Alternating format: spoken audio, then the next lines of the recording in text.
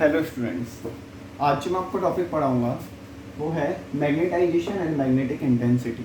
सबसे पहले समझते हैं कि होता क्या है, किस तरह से वर्क करता है। तो देखिए, मैग्नेटाइजेशन क्या होता है। देखिए, मैग्नेटाइजेशन एक प्रॉपर्टी है किसी भी सब्सटेंस की।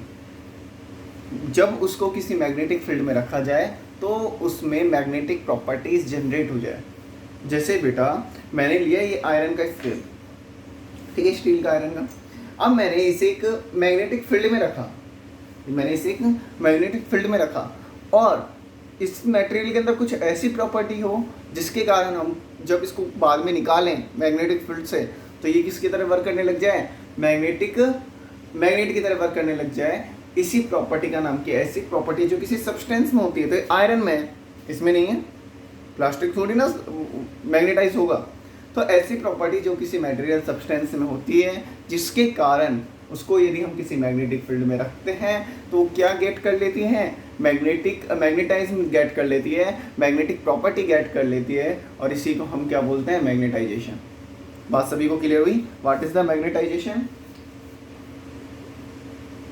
मैग्नेटाइजेशन, तो मैंने बोला यदि हम किसी मटेरियल ऑब्जेक्ट को कहाँ पे रख दें, किसी भी मैग्नेटिक फील्ड में रख दें, तो उस किसी भी सब्सटेंस को यदि हम कहाँ रख दें, मैग्नेटिक फील्ड में रख दें, तो उस सब्सटेंस में क्या हो जाती है, आपकी मैग्नेटिकल प्रॉपर्टीज जनरेट हो जाती हैं। और ये किसके कारण होता है, उस सब्सटेंस की प्रॉपर्टी के कारण, और उस प्रॉपर्टी का नाम ही क्या है, मैग्नेटाइजेशन। क्लियर हुई? ये स्केल की प्रॉपर्टी है। अलग अलग ऑब्जेक्ट की अलग अलग प्रॉपर्टी होगी। जैसे इसको यदि हम आप मैग्नेटाइजेशन फील्ड में रखोगे तो ये मैग्नेटाइज नहीं होगा, लेकिन इसकी प्रॉपर्टी है ऐसी। तो किसी भी सब्सटेंस की वो प्रॉपर्टी जिसके कारण यदि हम उसे किसी मैग्नेटिक फील्ड में रखते हैं तो क्या गेट कर लेता है, मैग्नेटाइजेशन गेट कर लेता है, वो सॉरी मैग्नेटिक प्रॉपर्टीज गेट कर लेता है। तो उसको हमने बोल दिया मैग्नेटाइजेशन। बात क्लियर हुई? अच्छा स्टूडेंट, इसी के साथ मैं आपको नेक्स्ट बात बोलता हूँ। मैग्नेटाइजेशन सभी को क्लियर हुई? अच्छा, ऐसा हुआ क्या कि उस सब्सटेंस के अंदर मैग्नेटाइजेशन हो गया या उसमें मैग्नेट की प्रॉपर्टीज आ गई। तो बेटा देखिए, जैसे मान लीजिए मैंने एक सोलेनॉइड लिया। एक सोलेनॉइड के अंदर देखो, आपको पता है सोलेनॉइड के अंदर क्या होता है, मैग्नेटिक फील्ड जनरेट हो जाता है। सोलेनॉइड के अंदर मैग्नेटिक फील्ड जनरेट हो गया। अब यदि उस मैग्नेटिक फील्ड में हमने इसको रख दिया, किसी भी ऑब्जेक्ट को रख दो जिसको आपको मैग्नेटाइज करना है, ठीक है, किसी भी मटेरियल सब्सटेंस को रख दिया, तो क्या होगा कि पहले तो ये मैग्नेट की तरह वर्क नहीं कर रहा। क्यों नहीं कर रहा?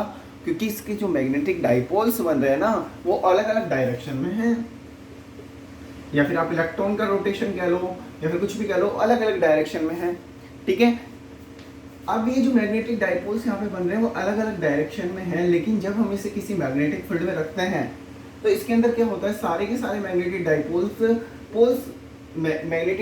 पोल्स जनरेट कर देते हैं। उसमें क्या जनरेट कर देते हैं, पोल्स जनरेट कर देते हैं। उस पोल्स जनरेट होने के कारण ही वो क्या होने लग जाते हैं, एक ही डायरेक्शन में हो जाएंगे, और that's will be behave as a magnet.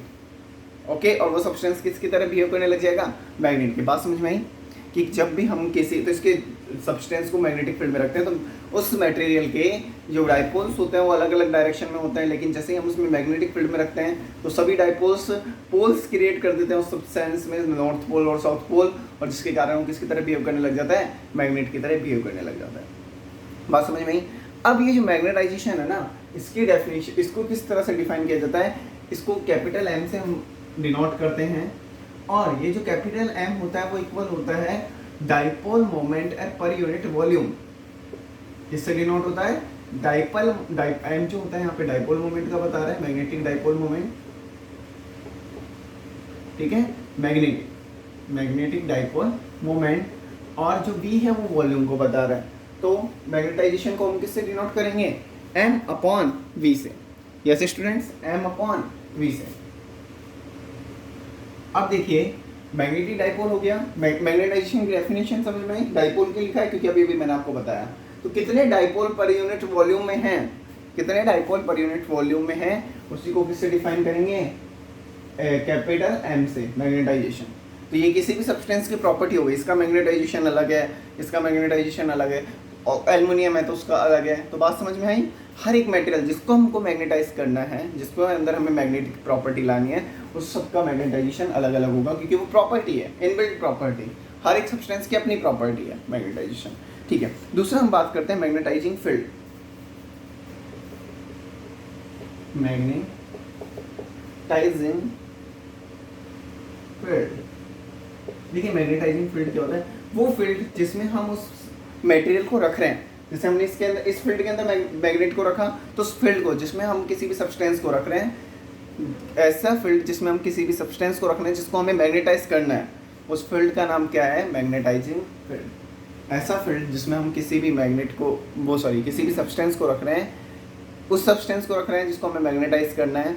जैसे मान लीजिए फील्ड यहाँ पे जनरेट हो रहा था और इस फील्ड में मैंने इसको रखा, तो ये जो फील्ड जनरेट हो रखा है यहाँ पे उसको क्या बोल देंगे, मैग्नेटाइजिंग फील्ड। ये बात क्लियर हुई। इसके बाद नेक्स्ट वर्ड आता है आपका मैग्नेटिक इंटेंसिटी। ये सब टर्म्स आपको याद रखनी है। इंटेंसिटी, देखिए मैग्नेटिक इंटेंसिटी क्या होता है, देखिए ये जो होती है ना, एक आप कह सकते हो रीजन, कि कोई भी सब्सटेंस मैग्नेट क्यों बना, वो जो उसके पीछे जो रीजन है ना, उसका जो रीजन है उसी को बोल देते हैं आप मैग्नेटिक इंटेंसिटी। कोई भी सब्जेक्ट किसी मैग्नेटिक फील्ड में रखने पे मैग्नेट क्यों बना, कोई भी सब्सटेंस मैग्नेटिक फील्ड में रखने पे मैग्नेट क्यों बना, उस एबिलिटी को ही क्या बोलते हैं, मैग्नेटिक इंटेंसिटी। उस पॉइंट को ही, उसका जो कॉज है, वो रीजन को ही हम क्या बोल देते हैं, मैग्नेटिक इंटेंसिटी। अब देखिए मैग्नेटिक इंटेंसिटी होती क्या है। जब हम बात करते हैं मैग्नेटिक इंटेंसिटी की, तो इसको हम बोलते हैं, डिफाइन करते हैं, the ability of magnetising field to magnetise a substance. एक मैग्नेटाइजेशन फील्ड की वो प्रॉपर्टी, इस मैग्नेटाइजिंग फील्ड की कुछ ना कुछ प्रॉपर्टी तो रही होगी ना, तभी तो इसने इस सब्सटेंस में सारे डाइपोल्स एक डायरेक्शन में कर दिए। तो मैग्नेटाइजेशन फील्ड की वो प्रॉपर्टी जिसके कारण कोई सब्सटेंस क्या होता है, मैग्नेटाइज होता है, उसके अंदर प्रॉपर्टीज आती है मैग्नेट की, तो उसी को हम क्या बोलते हैं, उस एबिलिटी को मैग्नेटिक इंटेंसिटी।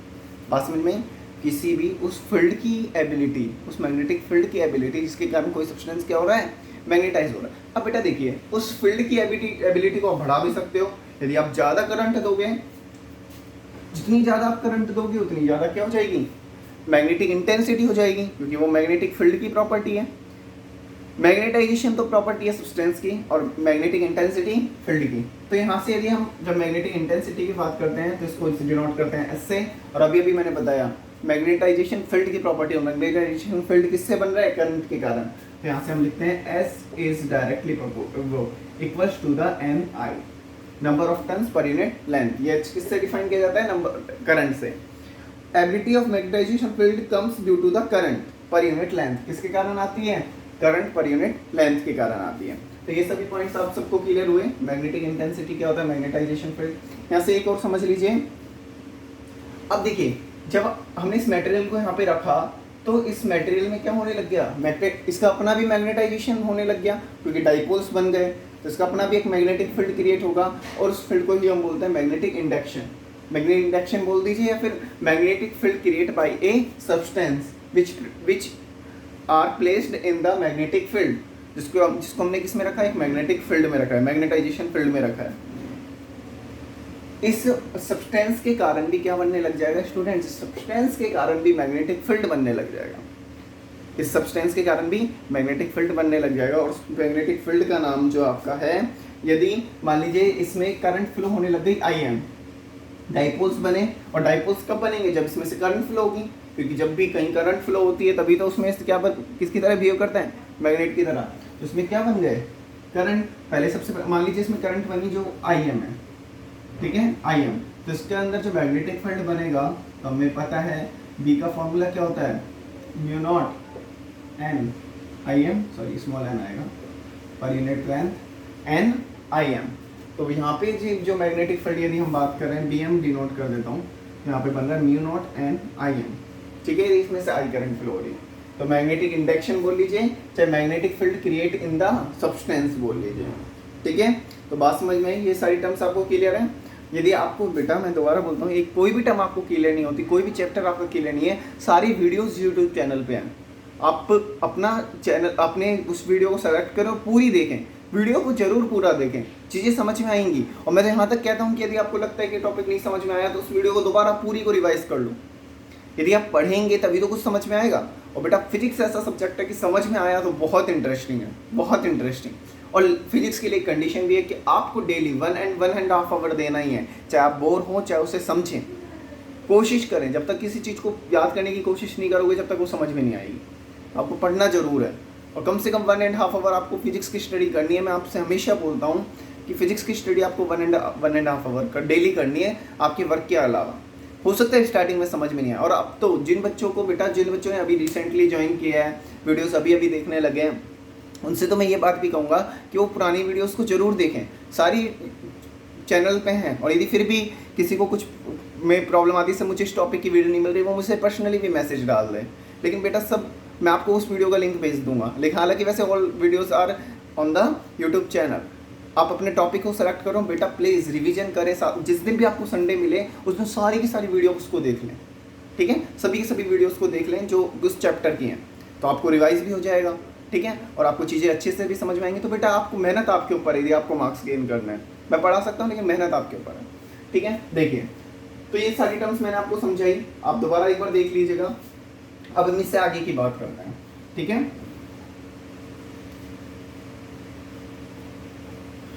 ठीक है, अब यदि मान लीजिए मैंने एक सोलेनॉइड लिया और सोलेनॉइड में मैंने एक सब्सटेंस को रख दिया। ये जो मेरा है वो क्या है, सब्सटेंस या मटेरियल सब्सटेंस। देखिए मैंने इसको रख दिया, अब क्या होगा, यहाँ पे मैग्नेटिक फील्ड जनरेट होगा। मैग्नेटिक फील्ड जनरेट होने के कारण, अभी मैं बात कर रहा हूँ जब वैक्यूम है, इसके अंदर कुछ भी मैंने नहीं रखा, इस सोलेनॉइड के अंदर कुछ भी नहीं रखा, तो उस कंडीशन पे जो मैग्नेटिक फील्ड बनेगा, तो वो हम सब जानते हैं कि जो सोलेनॉइड का मैग्नेटिक फील्ड बनता है वो बनता है μ0 n I। यस स्टूडेंट्स, जो मैग्नेटिक फील्ड बनेगा वो क्या बनेगा, μ0 n I। अब इसी के साथ अभी हमने देखा जो H होता है मैग्नेटिक इंटेंसिटी, वो किसके इक्वल टू होती है, n I के, ठीक है। तो हम यहाँ से लिखेंगे B0 इक्वल टू μ0 H, ठीक है। तो इसको मैंने दे दिया इक्वेशन नंबर 1 जब मैंने इसके अंदर कुछ नहीं रखा। लेकिन अब यदि मैंने इसमें सेकंड कंडीशन ले रहा हूँ, जब मैंने इसमें क्या रख दिया, सब्सटेंस को पुट कर दिया। जब मैंने इसके अंदर क्या कर दिया स्टूडेंट्स, सब्सटेंस को पुट कर दिया।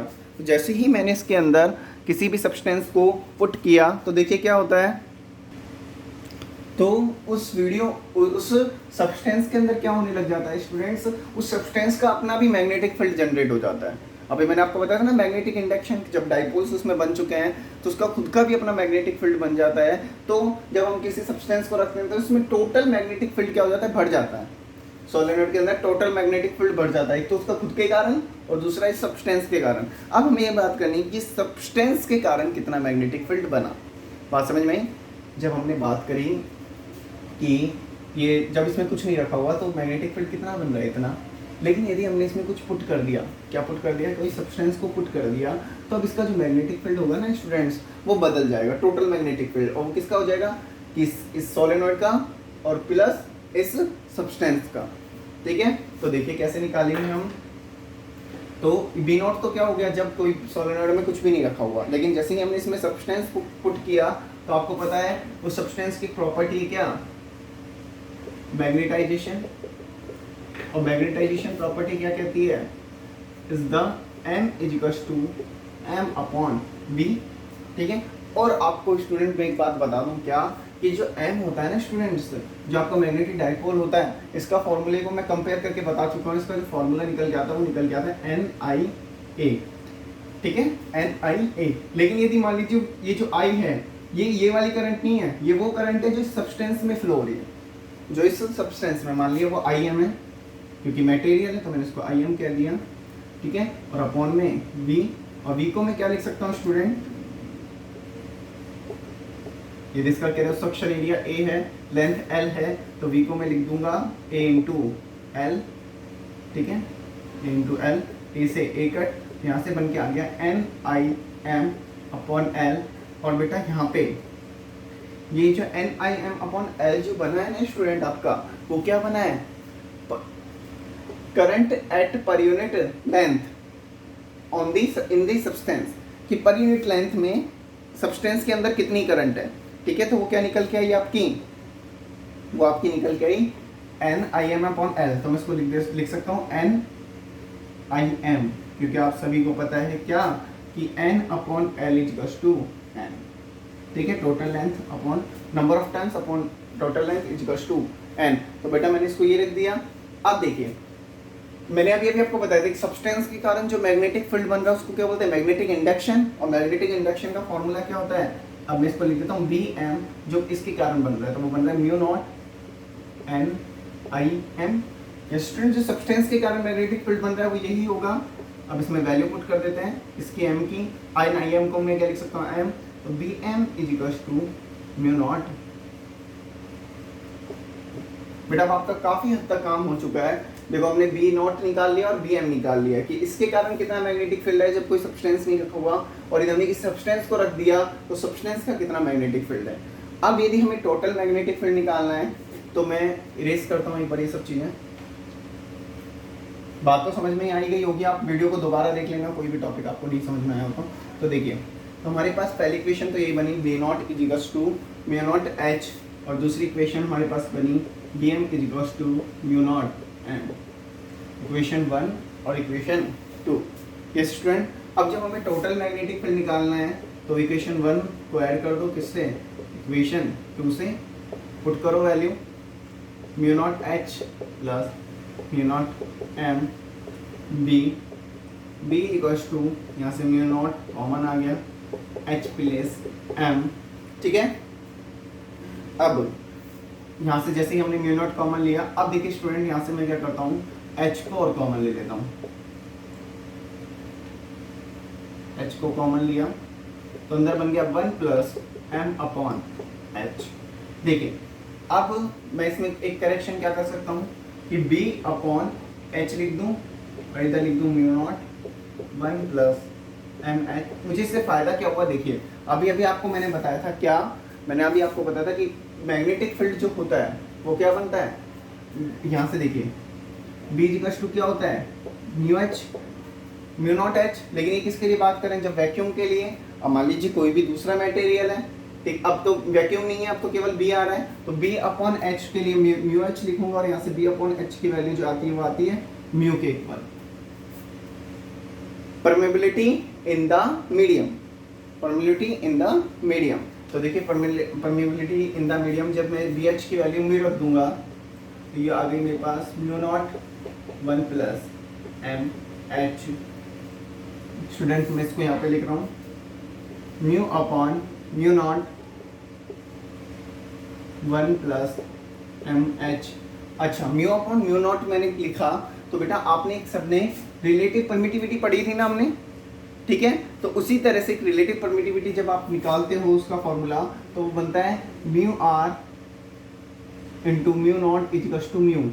या फिर आप कह सकते हैं यदि मान लीजिए मुझे किसी मीडियम की परमिटिविटी निकालनी है तो मैं रिलेटिव परमिटिविटी और वैक्यूम की परमिटिविटी को क्या कर दूंगा मल्टीप्लाई कर देता हूँ, तो मेरे पास क्या रहती है मीडियम की परमिटिविटी आ जाती है। या फिर आप इस तरह से भी कह सकते हैं म्यू आर रिलेटिव परमिटिविटी जो होती है मीडियम की परमिटिविटी अपॉन वैक्यूम की परमिटिविटी। परमिटिविटी मतलब एक तरीके से डेंसिटी, उस सब्सटेंस की डेंसिटी, ठीक है। तो यहाँ पे म्यू अपॉन म्यू नॉट को बेटा मैं लिख सकता हूँ mu R relative permittivity 1 plus M upon H, और mu R 1 plus M upon H यहाँ पे हो गया।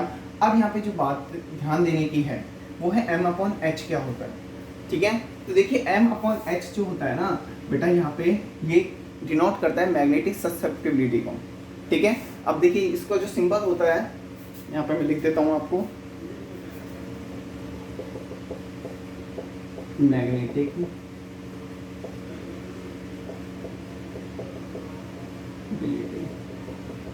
ठीक है, मैग्नेटिक ससेप्टिबिलिटी। देखिए ये क्या होता है, इसका जो सिंबल होता है वो होता है इस तरह से डिनोट किया जाता है, थोड़ा सा डिफिकल्ट है, साई इसका नाम होता है, साई नाम से इसको बोल देते हैं, ठीक है। तो ये जो मैग्नेटिक ससेप्टिबिलिटी होती है वो इक्वल होती है आपके मैग्नेटाइजेशन अपॉन मैग्नेटिक इंटेंसिटी,